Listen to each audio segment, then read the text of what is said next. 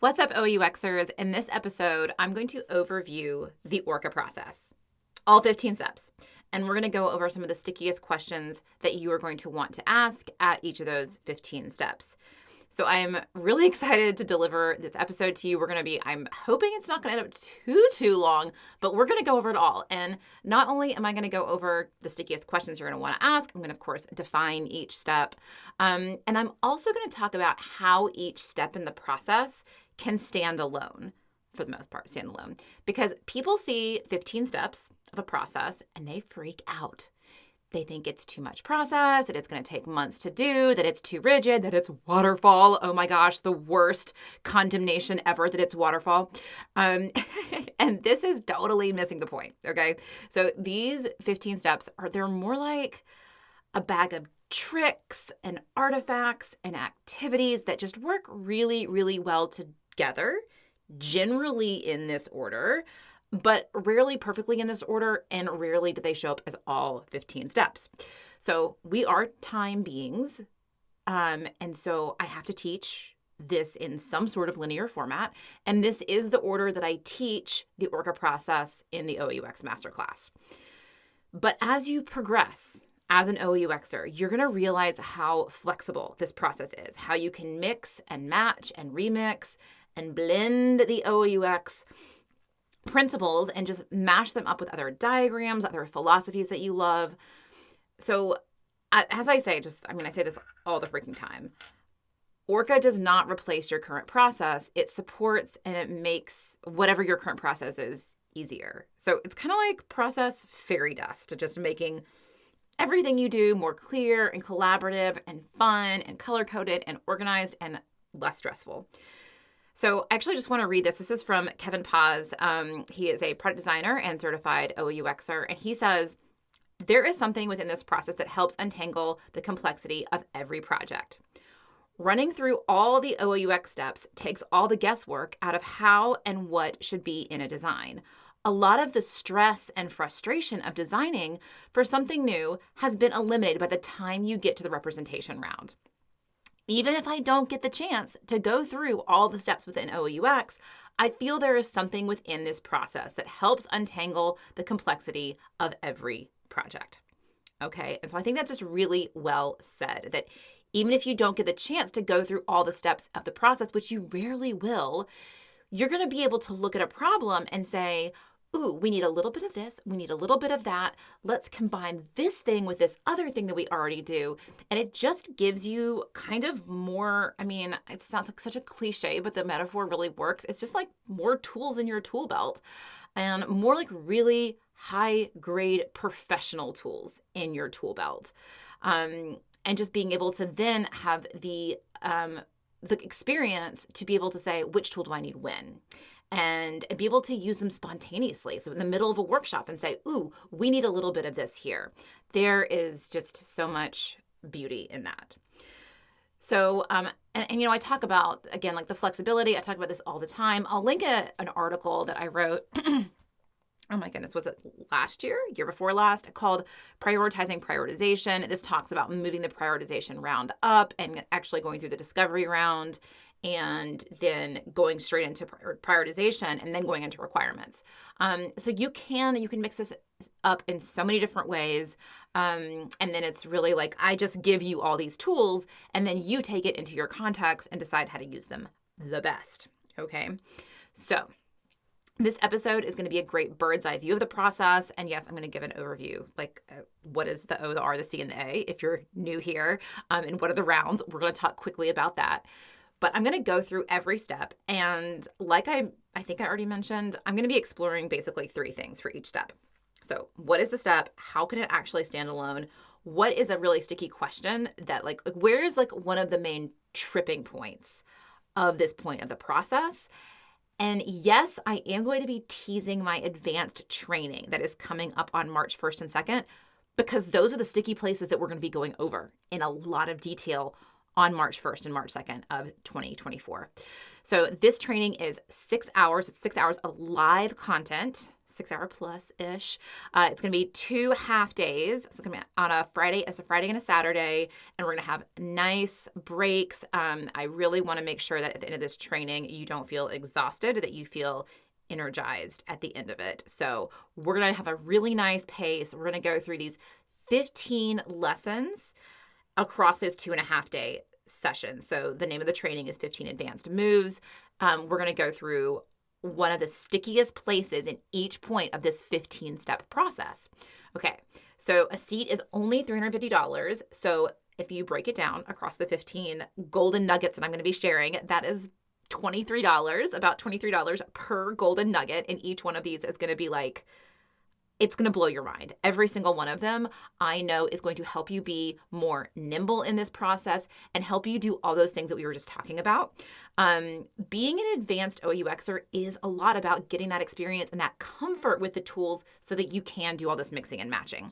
So this training is for students of the OUX Masterclass, like the OUX Masterclass, that signature course with the 22 hours worth of content. So if you are enrolled in that masterclass and pretty much finished with the course, you should really consider getting a spot and, of course, getting the recording too. And if you're certified and you're looking for some next level shit, then please do not miss this, okay? If you cannot be in there in person, you will get all of the recordings. Go to OUX.com/advanced moves to learn more. I have a whole outline of all those 15 golden nuggets, and you can enroll in that course. And if you are not listening to this in real time, if you are a future person past March 1st and 2nd, and you are also interested in that, still go to OUX.com/advanced moves, because we're probably going to have something there for you to be able to get that content. Okay, so we've got a ton to talk about. If you do the math, we've got a ton to talk about. 3 points for like all 15 steps.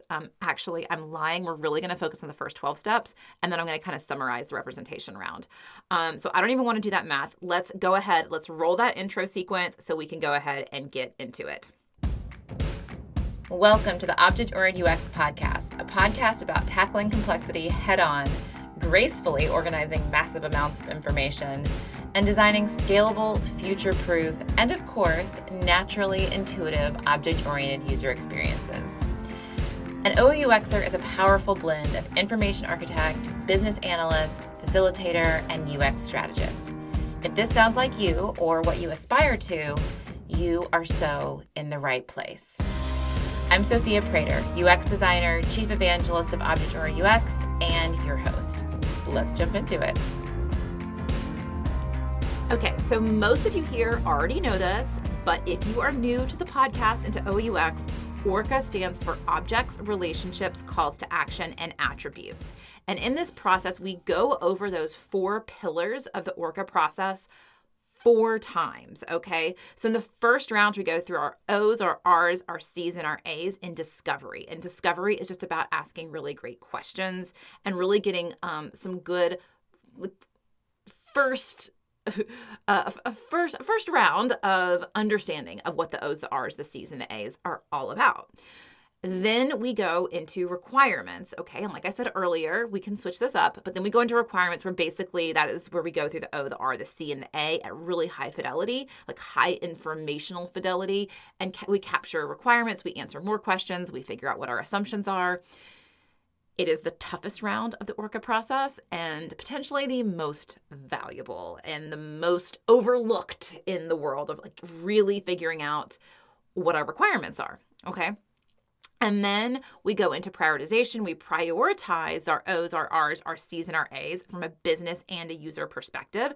It's a great way to build a roadmap. It is a great way to do user prioritization from the lens of ORCA.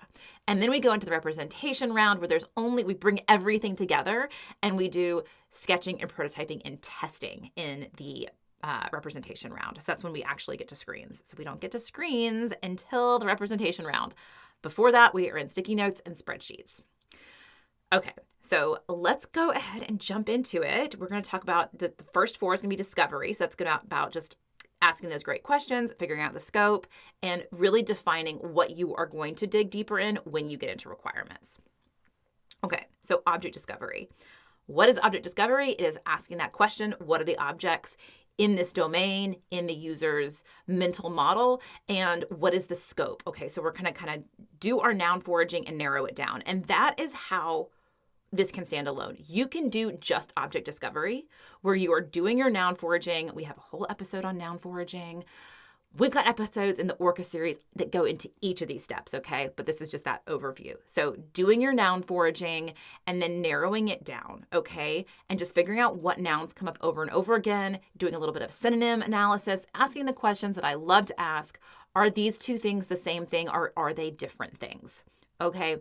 If you just do that, you will start seeing value and you will start asking very, very good questions. So one of these sticky places that comes up a lot with object discovery is the user an object in the system? Or is the user the system? Okay. Is every end user actually their own instantiation of the system? For example, in my interval training app, I have a really simple interval training app. It is 100% my world. And this is what I call when I create I am an instance of the system. I don't see other people in this, in my interval training app. I am what I call a God object, okay?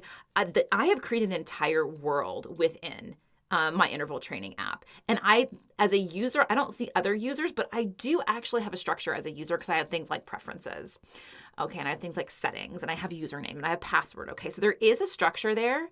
But whether I decide to model, if I was going to be working with this interval training app, whether the user is modeled, especially in a very first workshop, is going to be a big question, okay? Whether you actually model the God object or not.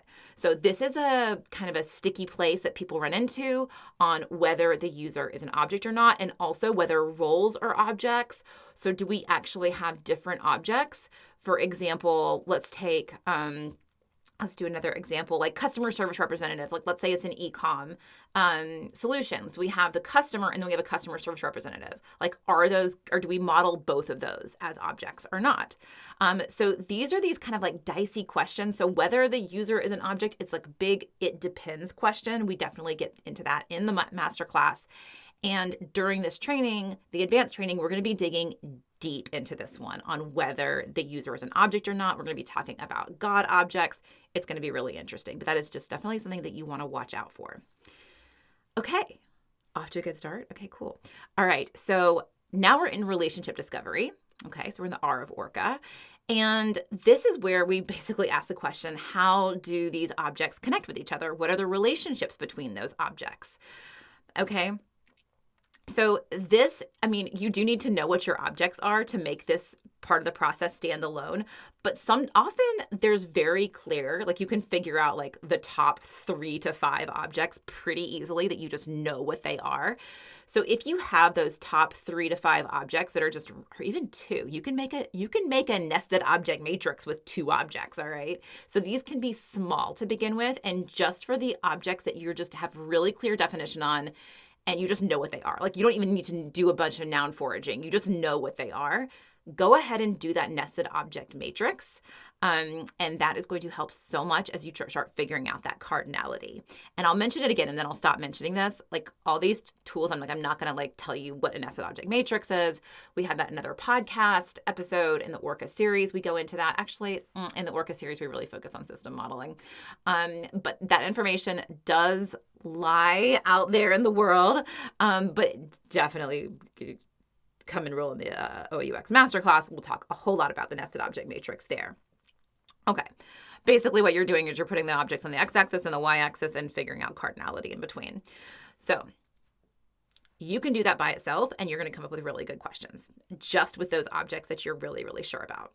Now, one of the sticky pieces here that we get into is tree systems and junction objects. So in the masterclass, we don't talk about tree systems and junction objects until relationship requirements, but we make it really clear that when you're actually playing this game, you want to get to those as soon as possible, especially you want them integrated in your nested object matrix. So this is where the linearity of it comes in, where it's I'd wait to teach about it till later because junction objects and tree systems are pretty complicated. But once you know them, as you're out there in the wild doing this process, you really want to get those into your nested object matrix as quickly as possible. And this comes into level of specificity. Okay, so our tree systems and our junction objects help us with levels of specificity. So for example, when I talk about level of specificity, it's the question of like, is the object, for example, is the object vehicle with type for car, truck, motorcycle, and boat? Or do we have car, truck, motorcycle, and boat as objects? All right, so in Spotify, song is an object, but what about when it's added to a playlist? Okay, because now it has attributes like who added it, what the ordinal number is in the playlist, perhaps even a date added. So suddenly that's more than just a song.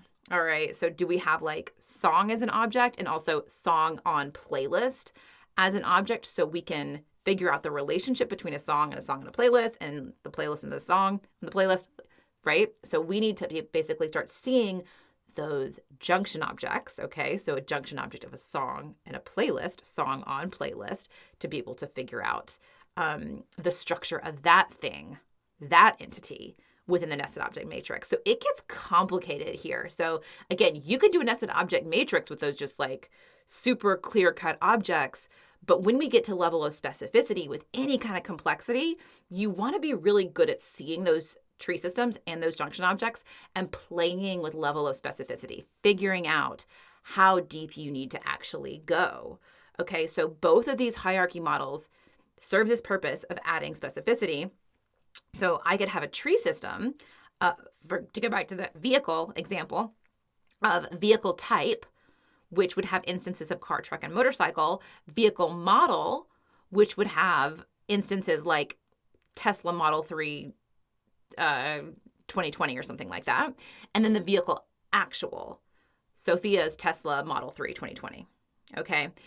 So being able to parse those out and get those in the nested object matrix so you can start picking out those hierarchy patterns is really, really important and really, really sticky. Okay, so during that advanced training on March 1st and 2nd, we're going to be going through lots of examples of this just to get you feeling really, really comfortable with parsing out level of specificity with junction objects and tree systems. Okay, CTA discovery. Okay, so CTA discovery, call to action discovery. So at this point, we are defining our roles and we've got our objects. So this can stand alone as well. Again, if you really already have those really nice, clear objects, you don't even need to do a nested object matrix. You can go straight into the CTA matrix. Now, I love doing the nested object matrix first because it helps define the objects. To define something, define it through the relationships, right? But if you're just really clear with what those things are, you can jump straight into a CTA matrix and you don't necessarily even need to define roles yet. The roles could even emerge through brainstorming calls to action on each of those objects. So again, you could jump straight into this. Again, love the process in the order that it's in, especially through discovery. But this, I don't know your situation, and it might be the best thing you could possibly do is to figure out your 4 top objects, maybe your 2 roles, and run a 1-hour CTA matrix workshop as the very first thing you do from a collaboration standpoint when it comes to the ORCA process. So a common mistake, the thing to watch out for, especially when you're defining roles, is system level roles versus object relative roles. Okay, so system level roles being that something like, let's go back to Spotify. Okay, so if I am making a CTA matrix for some new features around the playlist in Spotify, I might include user and then maybe even artist/creator and an admin. Okay, that might be one matrix. Those are our system level roles. But then we also have object relative roles like playlist creator, playlist collaborator, and playlist subscriber or playlist member. I forget what they call them. Okay, so those are kind of 2 different levels of roles and playing between those. And you can, just like the quick advice here is put them in 2 separate matrices. But things can get complicated there when you start mixing those up. So that's just a really sticky thing when it comes to roles because object relative roles are all over the place. And I'll see a lot of people like confounding object relative roles with system level roles. So in that advanced training, we're going to be exploring object relative roles and just some new ways we can handle them and wrangle permissions as early as possible. Okay, attribute discovery. So this is where we start object mapping. And again, like this can totally stand alone. And I know this can stand alone because this is how I practiced OUX for like the first 3 or 4 years I was doing OUX. I just made an object map. I just went straight into it. There was no CTA matrix. There was no nested object matrix. The nested objects just emerged naturally. So if you're really good at just identifying nested objects and you know like, oh, no, I'm not going to mistake that as metadata or core content, which happens all the time, okay? You can just go ahead and start object mapping, like by all means. Or you can start going ahead and saying like, let me just figure out all the attributes, the core content and the metadata, and just ignore the nested objects for right now. You can totally do that. All right. You're allowed. I give you permission. All right. So one of the things, a sticky piece that comes up with attributes is attribute roll-ups. Okay. So this goes hand in hand with tree systems. I see this a lot. I see this missing or like kind of just like, a lot of the times these are just missing. And these are things like, for example, to go back to the vehicle example, if I have a customer rating on like a vehicle actual, like Sophia's Model 3 Tesla, and I rate it, do I want to see an average rating of that vehicle model? So like, let's say I'm a used car salesman or something. I want to see all the like, on average, what is the Tesla Model 3 2020?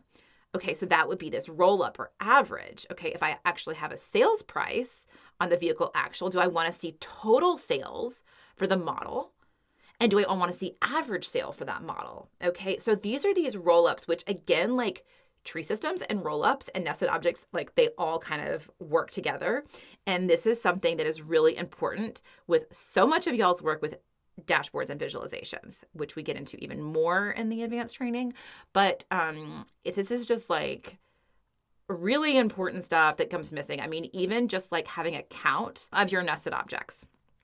All right. So for example, if I have a vehicle model has 0 to many vehicle actuals on this lot, I want to see like, okay, here's the one, here they are, here's the nested object, and I want to see a roll-up count, like there's 15 or something like that. Okay, so roll-ups, very, very important. We're going to be digging deep into roll-ups, seeing lots of examples on March 1st and 2nd. That's probably be March 1st because we're still in discovery. And we're going to be looking back at those tree systems, and we're going to start together kind of identifying potential roll-ups. Okay, so that'll be really, really fun. And looking at dashboards from an OUX perspective, I've been wanting to do this for so long. I am so excited. Okay, so then we go into the requirements round. So that's the discovery round. Requirements is that high fidelity UX, just like ultra clarity.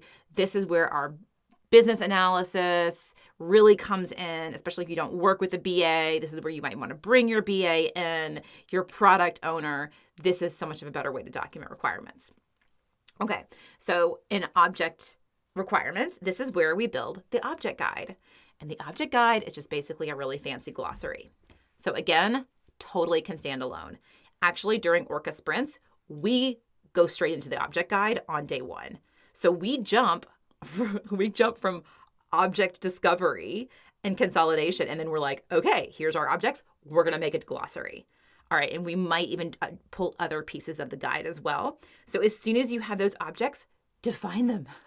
Define them, and if you can, create some really solid instance examples, which is really important for storytelling and to make sure everybody's just kind of thinking about the same thing. So what we want to avoid here is creating something really heavy just in the name of completion. So the object guide needs to be really adaptable and the least effective dose of definition, right? Like we want to be thorough, but at the same time, like not every object is going to need every section in an object guide.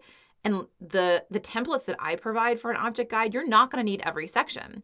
So like, for example, one of the sections that we have for like an optional section is an SEO strategy section, an SEO strategy section. Okay.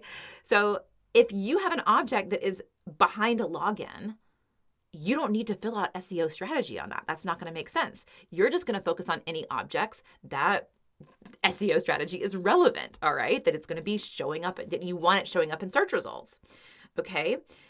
So one, when you look at the object guide template and you think about all these sections that you can add, doesn't mean you have to add those. That's just because they're suggested.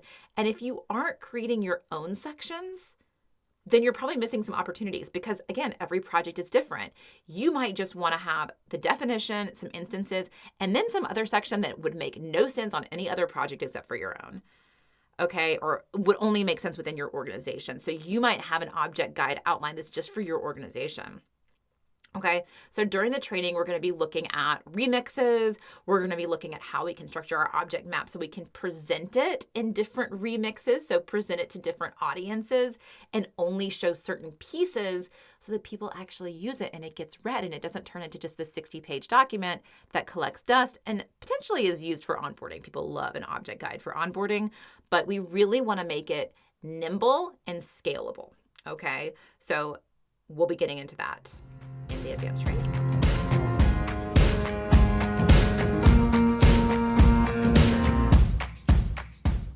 What's up, OUXers? There is something very important that I have neglected to do in the first 50 episodes of this podcast, and that is to implore you, dear listener, for a review. So here I am, asking ever so nicely for you to drop a rating and review of the OUX podcast into either Apple Podcasts or Spotify. This can really help us spread the OUX love.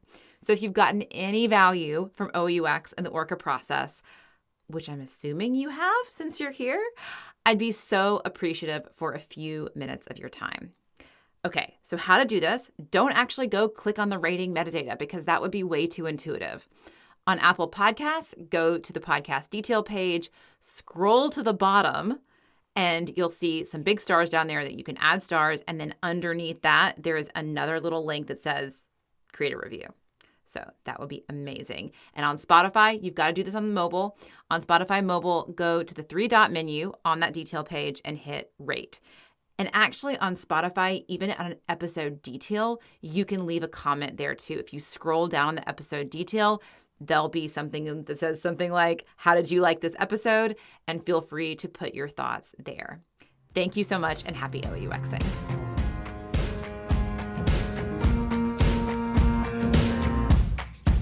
Okay, so for relationship requirements. This is where we go through my cat saving fire department. We go deep into the mechanics. How do things actually get connected? We go deep into cardinality. When we say has many, how many are we talking about? We talk about the sorts and filters of those nested objects within context of their host object. And we talk about dependencies. Do the nested objects have any dependency on their host object? Okay, so it's this whole framework to analyze every single nested object, which is a beautiful thing. Okay, so it's really a great way to understand the relationships really deeply. Okay, can this stand alone?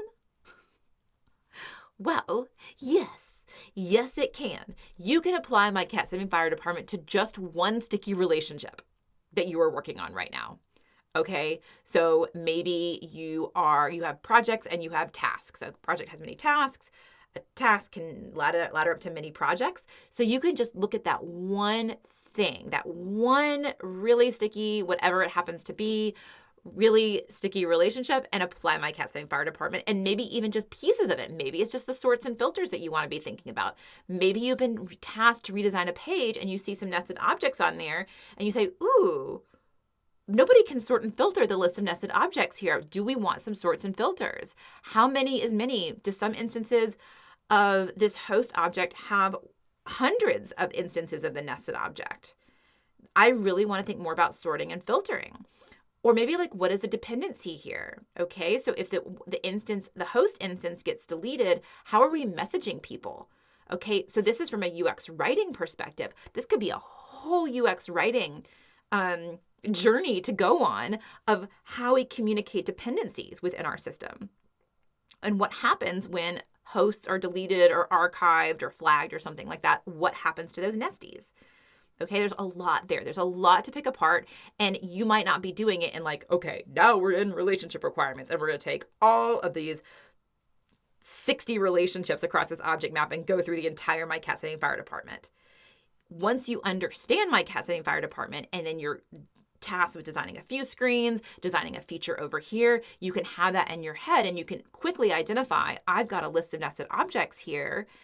How can I start thinking about what kind of questions can I ask? How can I improve the user experience by thinking about mechanics, cardinality, sorting, and filtering, and dependency?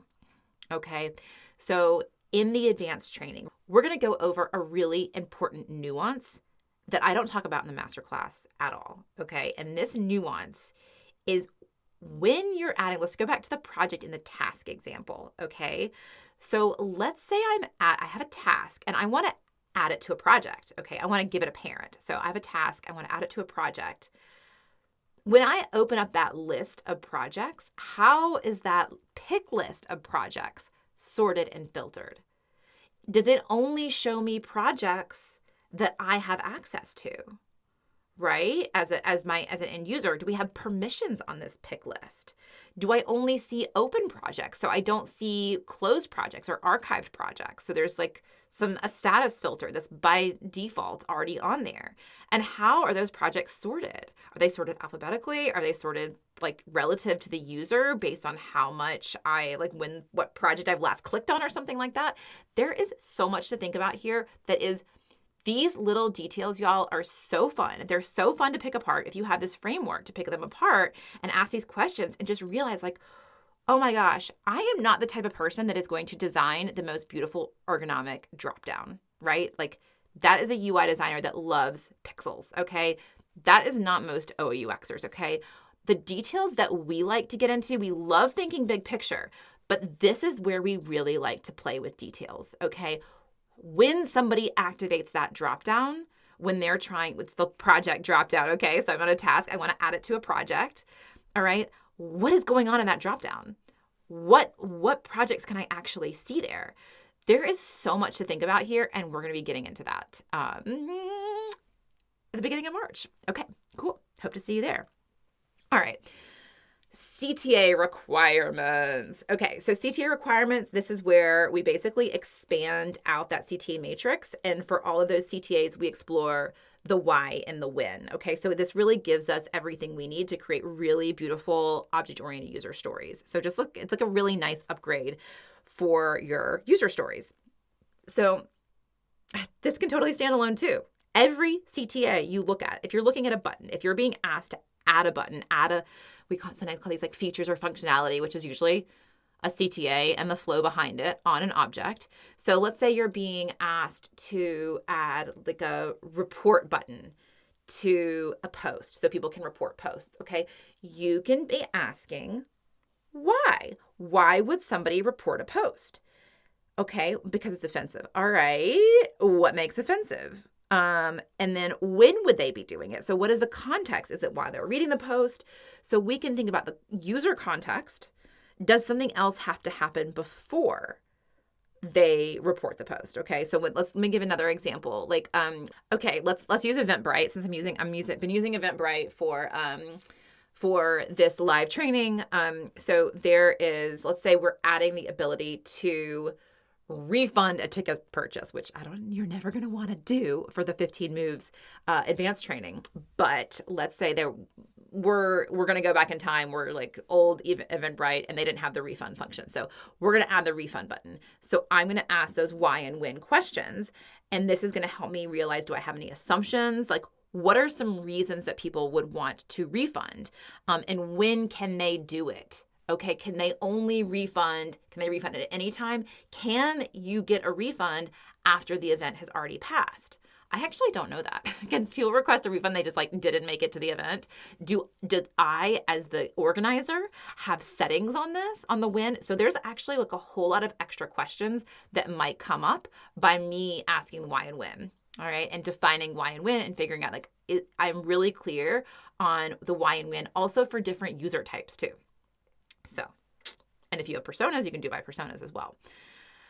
Okay, so the sticky thing here is, especially with that when, what happens when there's conditional logic in that when column? You might end up writing out an entire task flow, okay? So this gets really, really interesting, all right? So you can write about it in the when column. And I've seen people write entire paragraphs about just like designing it in words. Okay, this needs to happen before this, for this action to be able to take place. All right, so there are conditions to that CTA, that being active or being available to a user. Here's where we can actually flip the object map inside out. Okay, so we can actually OAuxify a task flow. All right, so my sticky bit for you is conditional logic in the when column. That can be sticky. You can just write it out. What we're going to be going over in the advanced training is turning the object map inside out on its head. All right, and we're going to be building OAuxy task flows, which sounds like almost like sacrilegious or something. But no, we need task flows. I've never said we don't need task flows. It's just kind of, you want to do your object mapping first. So at this point, when you already have all of this good stuff, it is so cool to be able to create a task flow using the OAuX color coding, using the OAuX language and coding and like just all our conventions and everything. And then it creates this really nice companion to your object map. Okay, so we're going to be going over that. That's like, if you can tell, I'm like really excited about that one. Okay, attribute requirements, wrapping up the requirements round. Okay, attribute requirements is basically where we go and we ask more questions and we get a whole lot deeper into our attributes. And it basically end up giving our attributes back-end attributes from a project management perspective and a requirements perspective. Like, what are the, like if it's like I'll just give you a simple example of like a description or something like that. I might give min and max character counts. I might write a little bit of content strategy around this. I'm not going to go too much further into this because actually the next episode that I'm going to be recording is number 8 in the ORCA series, and it's going to be all about attribute requirements. So I'm going to have a lot more goodies for you there. So specifically how this could stand alone is you can just take a really important or loaded attribute that's in the design and go deep with it. Ask these types of questions. Ask like, what kind of requirements do we have around this? What kind of permissions do we have around this one attribute? Okay, so really you can zone in on a single attribute or like a little handful of attributes, whatever it is that you've been tasked to do, whatever attributes are showing up within your scope of work, you can say, are there really any important questions or gotchas or assumptions that I'm making when it comes to the requirements behind these attributes? So off the top of my head, a couple things that you can look for. And of course, we have like a whole framework around this in the OAuX masterclass, but thinking about who can see that attribute, who can edit that attribute. So a little bit of permissions, but also what are potential values of that attribute? What is any content strategy around that attribute? How is the attribute calculated if it's calculated by the system? All sorts of fun stuff that we get into there. Now, one of the things that really trips people up in this step of the process is relative attributes. So relative attributes are attributes whose values change relative to the end user when we're looking at a particular instance. So for example, the Lucky Hare is an instance of a restaurant, a new restaurant opened up by my dear friend Jay Cornelius. Shout out to Lucky Hare. If you're ever in North Georgia, you should go. Okay, so Lucky Hare is an instance of a restaurant, but the attribute like percent match, maybe that it would start showing percent match based on like your Yelp reviews or something like that, might show as 95% for me and only 83% for you. Okay. So distance away is another one. So that's like 15 miles for me. It might be 3,450 miles for you. So that's going to be a relative attribute. All right. It can be really confusing for people. And also what to do when you have lots of relative attributes. So let's say, for example, with the restaurant, we also have like my star rating and my private notes and how many times I've been to the restaurant. Okay, that's all going to be relative to me. Okay, I'll have, I've only been there once, but my friend Holly, I know, has been there twice. And maybe within this theoretical Yelp upgrade that I'm thinking of, you'll be able to see that. Okay, so what we'll be talking about at the end of the month here in the advanced training is we're going to be getting into how junction objects and relative attributes can work together, okay? Like really nice little tag team, and how you can actually, if you have a lot of relative attributes, you can create a new junction object and clean up your model quite a bit, okay? So we'll be getting deeper into what a relative attribute is, other requirements around it, and how to get rid of them. through junction objects. So that's going to be super fun and nerdy.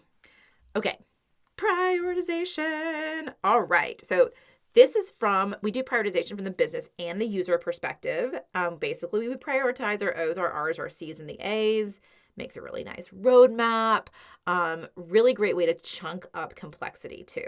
And this, once you go through prioritization and you eliminate quite a bit of your O's, your R's, your C's, your A's, what's left over is what you're really sure about. And that's what goes into sketching and prototyping and testing. You actually create the screens only on the prioritized stuff. Okay, now you can create screens on the wider scope as well to kind of see how it fits in, but you're going to really focus your efforts and you're going to be at much higher fidelity and definitely focus your testing on just what is going to be released next. Okay, so when we talk about prioritizing objects, all right, we're going to be doing that from a business perspective and from a user perspective. The one thing that you can do, you've got your objects, all right, you got to have some objects to do this, so it can't be in complete isolation like basically all of these steps. You got to have your objects, right? Great if they're clearly defined, but you can force rank them or get other people to force rank them. So let's say you've got your top 10 objects and you want to run literally a 10-minute session in a meeting, and you just have them on cards and you get people to force rank them, especially getting like 5 business owners or leaders or stakeholders and then seeing that they have a completely different order when you show everybody. This just starts a really good conversation and say, like, let's just get on the same page on what concepts within our system are the most important. Okay. So you can do that even from like a smaller scope of work. It doesn't have to be your entire system. It can be whatever you're tasked with. If you say, okay, with the thing that I've been tasked with, I'm seeing these 4 objects show up. Let's go ahead and prioritize them. All right. So one thing that I don't talk about enough in the OEUX masterclass, and all this that I just talked, we go into it very deep in the OEUX masterclass, but one piece that we're going to be going into in much more detail during the advanced training is asking the question, what objects make the business money? And really getting into it in deeper on monetization around objects and which objects are just going to be super important to get right from a business perspective. So in this advanced training, we're going to be going deep on this and how to make sure we're really integrating the business and making sure that our efforts are supporting the business. Okay, relationship prioritization. So this is where we take our nested objects, we force rank the nested objects within each object, and then we build a nav flow from that. And the nav flow is one of my favorite artifacts. It's where we start kind of looking at screens. But what I will say is it is great. I mean, it is great to have a nested object matrix and go ahead and prioritize that and then go into your nav flow. And you can also, you can skip all the C's, you can skip all the A's, you can go straight from a nested object matrix into a nav flow. You can also just go straight into a nav flow. I have done this before, okay? Because I can do a nested object matrix in my head, all right? So if you're getting there where you're like, oh yeah, I understand what all the nested objects are, they already have them kind of prioritized, I just need to start sketching something out. Like often my sketching will begin with a nav flow. And I will admit to you, sometimes I do go, if I ever go quote unquote straight into sketching, air quotes, big air quotes, straight into sketching, it's sketching a nav flow. It's a little napkin sketch. And that's what it looks like, is it looks like a nav flow. And I haven't done any of the other stuff. I kind of know what the objects are. I'm like, okay, these are my 4 or 5 objects. And I will start actually connecting them on those detail pages in the nav flow. So it can definitely stand alone. Now, one of the things that I see missing in a nav flow a lot is really incorporating my cat saving fire department into the nav flow. If we've done that thinking, if you jump straight into your nav flow, you haven't done it yet. But if you have gone through the process and you have done some work in my cat saving fire department in relationship requirements, we can incorporate that into the nav flow, and it is just makes your nav flow, just pumps it up, especially those sorts and filters. So in the advanced training, we're going to be looking at some souped up examples of nav flows, variations of nav flows, and we're also probably, hopefully if we have time, also going to be looking at nav flows that incorporate landing pages as well. Okay, CTA prioritization. This is where we take our CTAs and we prioritize them. We prioritize them from a business perspective. When are we going to, like a release perspective, but also from a user perspective on kind of how far does the user have to reach to get to that CTA? So are the CTAs on the cards? Do they have to click into a detail page to get to that CTA? Is the CTA even further away? Like down the page all the way at the bottom under some sort of progressive disclosure menu and the detail page? We prioritize it from a user perspective too, okay? So in our advanced training, and this is also this is the sticky place that we're going to be talking about in that advanced training is, what about card-only CTAs that are contextual? So this is the exception to what I call in the masterclass that trickle-down rule, which is basically the rule of thumb that if the CTA shows up on the card, it should definitely show up on the detail page too, right? You don't want to jump into the detail page, which should be more stuff, right? And then have to click back to the card to take action on it. We see that all the time, okay? So we don't want to break the trickle-down rule usually. But there might be some opportunities for contextual CTAs that are only going to be on the card. And this throws people off a lot, and this is what we're going to be getting into in that advanced training. Okay. Last one. Okay, we're going to be talking about attribute prioritization now. That is the end of ORCA that we've gone through ORCA 3 times now. Attribute prioritization is exactly what it sounds like, prioritizing from a business and a user perspective. So does this thing from a user perspective, does it show up higher up the page or lower down the page? Does it show up bigger? Does it show up smaller? How important is that attribute for our users?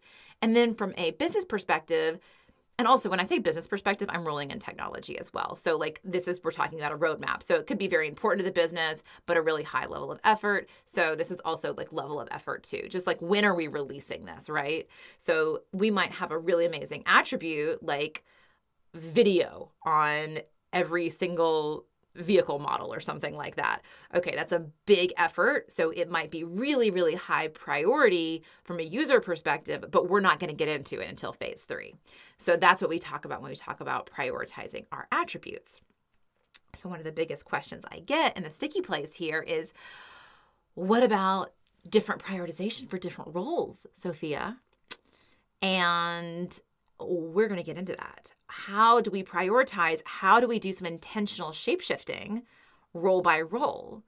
Okay, and how do we handle that? How do we actually handle that within Notion or Airtable or whatever tool we're using when we end up having different prioritization? So we're going to be talking about some general do's and don'ts, some kind of when we want to do that intentional shape-shifting and when we don't. Okay. So the last 3 steps in the process are that representation round that I mentioned, sketching, prototyping, and testing. And we're going to be covering those 3 topics in the representation round to get to our 15 nuggets. But because this is a podcast, I'm not going to really get into those because there need so many visuals, right? We're going to be and we're kind of lumping it together into just representation overall. But those last 3 things that we are going to be talking about we're going to be talking about object permutations. So basically making matrices to show some intentional shapeshifting. We're going to be talking about modular cards. So creating these little modular building blocks and how we do that in sketching and prototyping. And we're going to be talking about data viz techniques, graphs and charts and dashboards and how we OUX those. Okay. So if you are already enrolled in the OUX Masterclass and you've completed the training through a self-paced journey or the certification, you are so invited, okay, to this training on March 1st and 2nd. Check your email. You should have emails from me about this. The link to get your spot is in there. You can also find the invite in the forum in the OUXer home base space, okay? So our masterclass only space in the forum, you can go there and you can find the invite. And then for some reason you can't find the invite, just email us at hello@rewiredux and we'll make sure to send you that invite. If you are not yet enrolled in the masterclass, but you're still listening to this episode, hi, you're a super nerd and I fucking love you for it, okay? Excuse my French. I know that I give a lot of juicy stuff away for free, but y'all, the real juice, the real juice is in that course, okay? So I mean, you can continue to nourish yourself on all these free samples that I give away, but the full meal, the full OAUX meal is there for you if you have the means to go ahead and enroll. Go for it. I promise you, there's so much good stuff in there.